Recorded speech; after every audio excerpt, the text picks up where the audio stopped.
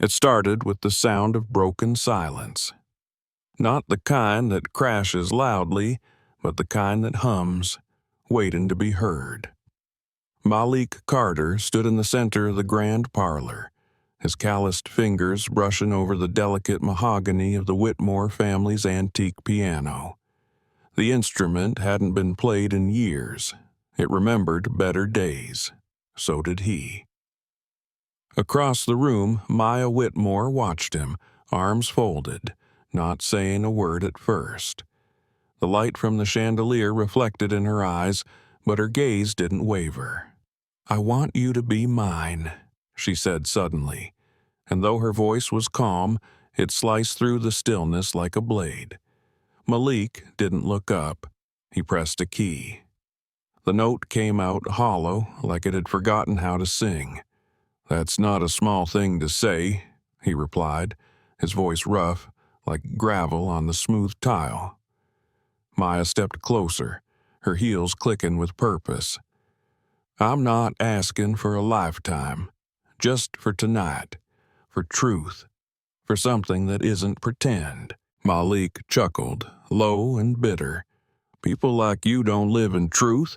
You vacation in it, then go back to the marble." Her lips twitched, not quite a smile. "Then maybe I'm trying to immigrate." He turned then, fully, his eyes meeting hers. There was nothing soft in his expression, only the quiet weight of a man who'd lived too much and trusted too little.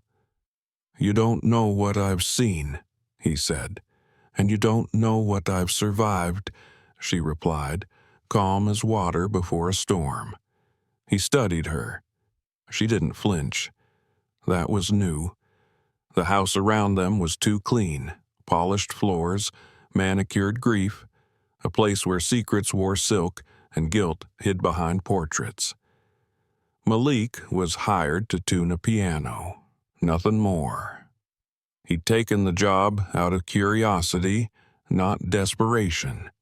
Someone had whispered her name to him at a community center, "The Whitmore girl. She's not like her father." He hadn't believed them, until now. She didn't act like the daughter of the man who built prisons under the name of education. She didn't wear that legacy like perfume. She wore it like a wound she hadn't decided how to dress. "Why me?" he asked finally. "Because you don't look away when things are broken," she said. "Even when they're ugly, you fix them." Malik exhaled. "Not everything can be fixed." "Maybe not," Maya said, stepping close enough that he could smell the bergamot in her hair. "But some things deserve the attempt." They didn't kiss that night. They didn't even touch. She watched him finish tuning the piano, each note slowly finding its voice again. When he finished, she played a single chord. It was beautiful, worn but whole. Malik nodded once, packed his tools, and left without another word. But the next day he came back, not for the piano, for the silence, for her. Maya didn't grow up in that house. She was raised in boarding schools, polished like silverware and spoken to like strategy. Her father didn't believe in love, only in leverage. He called her investment when he thought she wasn't listening. She always was. After her mother's death, quiet, quick, and largely unexplained, Maya had been brought back to the Whitmore estate as if grief were a performance and she was the lead actress in a show no one bought tickets for. But she never cried. Not in public. Not for him. She learned to smile like a dagger and dance around traps laid in marble halls. And then Malik appeared, dragging dust and honesty into a house built on curated lies. Their next meeting was not planned.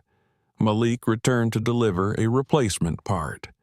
Maya invited him in. This time she served tea. No sugar, no pretense. They talked. About music, about silence, about people who used power like a shield. She told him about a file she found locked in her father's private study. Names, documents, money trails leading to community centers closed without warning, and schools stripped of funding. One name stood out, Jeremiah Carter. "Your uncle?" she asked. Malik stiffened. He used to run a mentoring program for boys in Southside. Closed it overnight. No reason. Maya showed him the document. It wasn't just closure. It was sabotage. Fabricated reports. False audits. Whitmore had killed that program to secure land rights. Malik's jaw clenched. He died 6 months later. Stroke. Everyone said it was stress.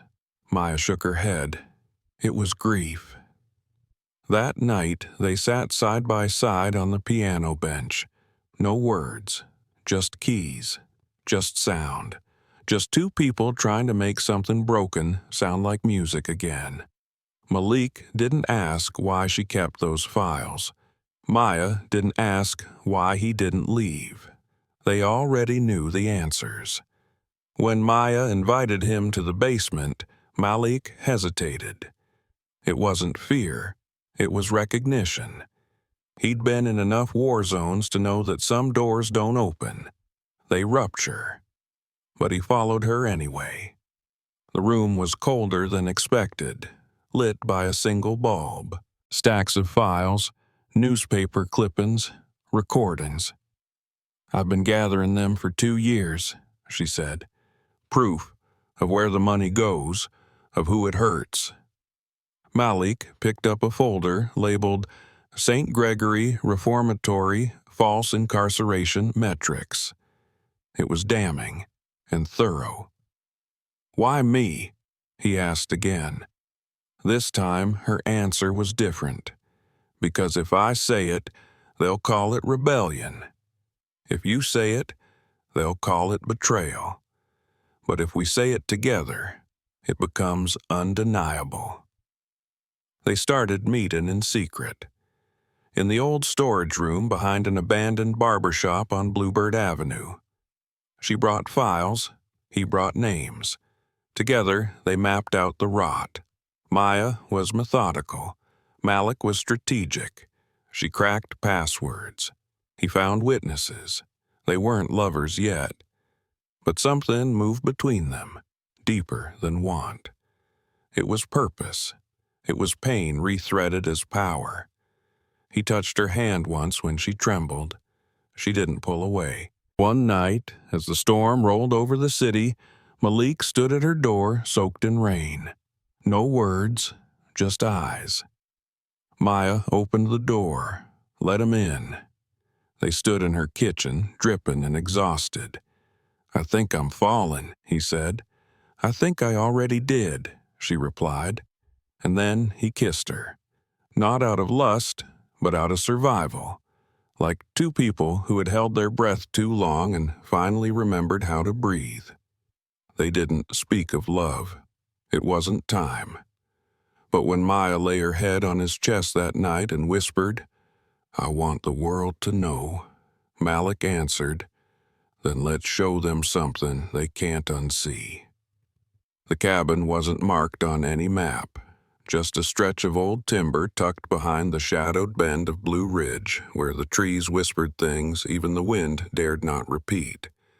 Malik had found it after his discharge, a place where no one knew his name, and the silence didn't ask questions. Now he was back there again, but this time he wasn't alone. Maya stood beside him, clutching a leather satchel filled with files that could collapse empires. Her breath was steady, but her hands trembled, not from fear. From knowing that once the truth was unleashed, there would be no returning to the curated quiet her last name used to guarantee. Malik unlocked the cabin, the door creaking open like a spine cracking after years of being bent. Dust greeted them, the kind that holds memories instead of dirt. He lit a lantern. She set down the bag, and just like that, the revolution had an address. They didn't talk for the first hour, just moved, set up, rearranged. Malik rigged a power source from an old generator. Maya organized the documents by severity: bribes, falsified audits, land seizures, schools closed, youth centers erased, hospitals donated to shell organizations, and at the center of every transaction, every shadow dollar, was Whitmore Industries, her father's empire.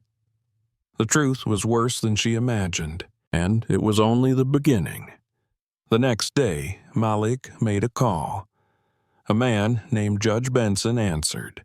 Retired now, but once known as the only federal judge who refused Whitmore campaign money and paid for it with early retirement and character assassination. Benson agreed to meet. The location, a diner 20 miles south, where the waitress knew Malik by name and didn't charge him for coffee. Maya watched Benson approach through the cracked window. White beard, spine straight like he still wore the robe. When he sat, he didn't greet them, just said, "Tell me what you've got." Maya handed him a folder. He opened it, read, didn't speak for a long time. When he looked up, his eyes were glassy. "Gloria needs to see this," he said. "Gloria?" Malik asked. "Gloria Mathis," Benson replied. "You've heard her voice on the radio for 30 years. She's more truth than signal. And she's been looking for this story since before you were born." And they met Gloria that night in a church basement in Asheville, her voice echoing through the cracked walls like scripture. She listened without interrupting, lit a cigarette halfway through, even though it was a smoke-free building. When Maya finished talking, Gloria stared at her a moment, then said, "I've buried stories like this before, watched them rot because no one was brave enough to read them out loud."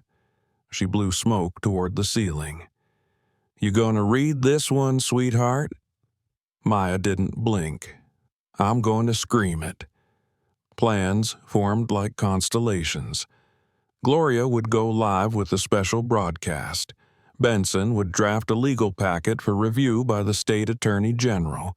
Malik would handle logistics, back channels, exits.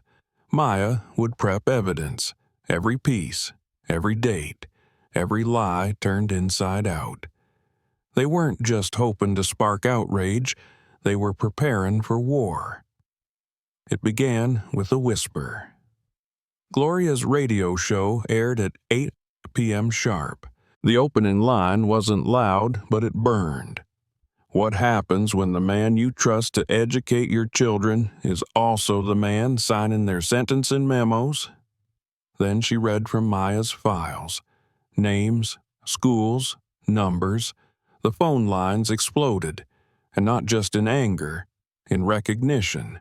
Survivors, former employees, mothers whose children had been expelled, then disappeared into privatized detention centers owned by Whitmore Holdings.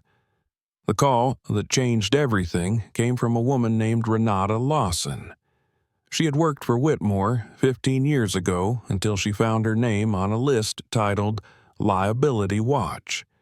She had documentation, and she had nothing left to lose. She agreed to meet. That night, as Malik waited outside Renata's apartment building, a dark car pulled up across the street. Tinted windows, engine off. He watched. The driver never stepped out. When Renata finally emerged clutching a box of records, Malik didn't hesitate. He took the box, nodded, and said, "You'll be safe now." It was a lie, but it was a necessary one. Back at the cabin, Maya reviewed Renata's documents. Payroll manipulation. Pressure to falsify student evaluations. Hidden ownership transfers between nonprofit education groups and Whitmore subsidiaries. She stopped at one name, St. Gregory Reformatory. Her father had closed it after a fire, then launched a new tech-funded charter on the same land. She recognized a name among the files. Malik did too. His cousin, Thaddeus Carter, A boy arrested at 16 for truancy, held for 6 months, and then disappeared into the system. He never came home. Malik stared at the paper. "We thought he ran," he whispered. "We thought he chose the street." Maya placed a hand on his arm. "He didn't run. He was erased."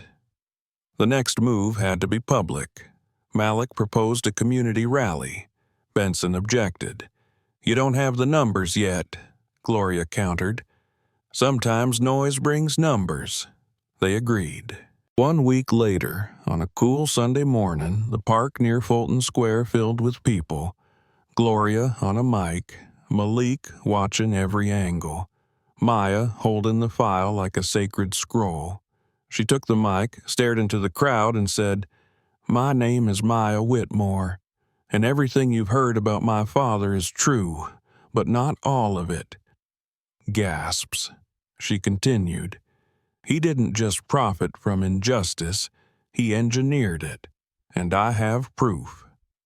That clip was shared 1.7 million times in 2 days, and so came the consequences. The next morning, Maya's car was vandalized.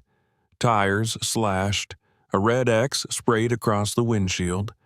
Malik received an anonymous text, "Walk away or she bleeds." They moved to a safe house provided by one of Benson's old allies. Malik installed cameras. Maya kept working. If she was afraid, she didn't show it. But when the lights flickered that night, she flinched. Malik pulled her into his arms. "We're almost there," he said. "And when we get there," she whispered. He kissed her temple. "We don't hide ever again." The morning Maya was supposed to testify, the city woke up colder than usual, as if the air itself held its breath. Malik stood at the window of the safe house watching the street, his eyes scanning every movement, every parked car, every figure walking too slow. Maya sat at the kitchen table surrounded by folders, flash drives, and printed transcripts. She hadn't spoken in over an hour. Her fingers trembled slightly as she highlighted one of the last documents Renata had provided, a sealed contract between Whitmore Holdings and the State Juvenile Detention Authority. The margins were redacted. The meaning wasn't. Malik poured her a cup of black coffee, placed it beside her without speaking. She looked up at him, eyes tired but lit with that same fire she'd carried since the day he first saw her press a key on the broken piano. "If I die today," she said suddenly, "don't let them erase me." Malik didn't flinch. "You won't," he said, "because I won't let to them." She nodded once, that was all. But the city had plans of its own. 30 minutes before their car was scheduled to leave, Gloria called in panic. The radio station had been hit with a cybersecurity breach. Their archives were wiped. The server logs showed a sophisticated attack traced to a private contractor, one linked to Whitmore Global Security, the same company her father had quietly built over 10 years to support civil operations. Malik took the call, mouth tight. Maya simply stood, grabbed her coat, and said, "We go anyway." He followed. He always would. The courthouse buzzed like a nest poked too hard. Reporters swarmed the front steps, flashbulbs popping. Maya walked straight through them, chin high. She wore gray again, symbolic armor now. Malik walked half a step behind her, eyes sweeping for threats. Inside, the courtroom was packed. Benson sat at the front, fingers steepled. The state prosecutor adjusted her glasses, trying to appear calm. On the other side, Roland Green, Whitmore's lead counsel, wore a dark-tailored suit and a look of polite contempt. And behind him, finally, Whitmore himself appeared. Sterling Whitmore, gray hair immaculate, smile calculated. He looked at his daughter like she was a stock he once invested in and was now disappointed by. Maya didn't blink. She was sworn in. Benson introduced her. "Miss Whitmore, please state your relationship to the accused." She replied, "He is my father." Murmurs echoed. She began her testimony systematic, steady, brutal in precision. Every file, every name, every lie peeled back. She spoke of the manipulated data, of children sent to detention for minor infractions, of community centers bought out and raised to build luxury condos. She paused only once when mentioning Thaddeus Carter. "He was 16, she said, "and he never came home. That's not oversight, that's murder with paperwork." Roland objected. The judge overruled. But something in Whitmore's eyes shifted. After the session, Maya returned to the safe house, exhausted but alive. Malik had already set up 3 new backups of their evidence offline, encrypted, and hidden in 3 separate locations. But that night, while Malik slept, Maya stepped out to get fresh air. When she returned, the front door was slightly ajar.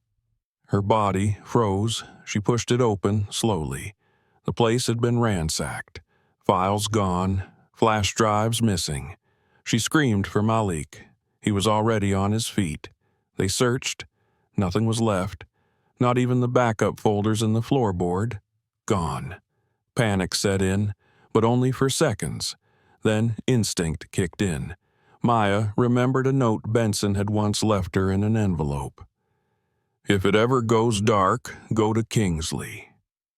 They had never met Kingsley, only heard his name whispered by Gloria, a former city council member discredited after a whistleblower scandal. Malik made the call. A voice answered with one word, "I've been expecting you," and they met Kingsley in an old jazz bar turned bookstore. He had a cane, a limp, and a laugh that sounded like it had once been a sermon. He took one look at Maya and said, "Your mother had that same look before she died. Fierce, alone." Maya didn't ask how he knew her mother. He placed a hard drive on the table. "Your father doesn't understand analog redundancy," he said, "but I do. I made a copy of your files the moment you sent them to Gloria's station, just in case." Maya exhaled. Malik closed his eyes. The fight wasn't over. That same night, Malik confronted one of Whitmore's contractors, an old contact from his military days who now worked for private defense. In a parking lot behind an abandoned warehouse, fists were exchanged. Blood, names, and finally, coordinates. A cache of Whitmore's offshore documentation hidden on a decommissioned server farm in Georgia. It was enough. Malik didn't tell Maya everything he did to get the info. She didn't ask. She only thanked him. They uploaded everything. This time, not to the courts, to the people. Public links, QR codes at rallies, projected across building. The truth spread faster than lawyers could bury it. And it couldn't be unseen. In a final attempt to stop the tide, Whitmore went live on national television, calling Maya a confused, manipulated girl blinded by revenge. But the public had already chosen, and she wasn't a girl anymore. The last scene of the chapter unfolded not in a courtroom, but in the same parlor where it had all begun. The piano, now restored. Maya sat beside Malik, the room silent. Then she played the same chord as before, clear, whole. "We're almost free," she whispered. Malik leaned in. "We already are. We told the truth. That's freedom enough." She smiled, not like a woman who had won, but like someone who had survived. It was raining the morning the verdict came down. A soft, persistent rain that felt less like a storm and more like a slow unraveling of something heavy from the sky. Maya stood at the courthouse steps, her gray coat soaked at the shoulders, her hands clasped tight around Malik's. She didn't speak. She didn't need to. The city had changed. Not overnight, but the tremor had started, and they were standing on the fault line. Inside, the courtroom was almost quiet. Spectators lined the benches. Reporters crowded the back. Sterling Whitmore sat between his lawyers, his face unreadable. For once, he wasn't in control. The judge entered, and the room stilled. The charges were read: conspiracy to defraud the public, malicious manipulation of education systems, money laundering, illegal political donations. The list was long. The jury foreman stood, his voice shaken only once. "We, the jury, find the defendant, Sterling Whitmore, guilty on all counts." It took less than a minute, but when it ended, the entire building seemed to exhale. Whitmore didn't turn toward his daughter. Maya didn't look at him. She simply closed her eyes and whispered something only Malik heard. "It's done." Outside, the rain hadn't stopped, but the crowd didn't care.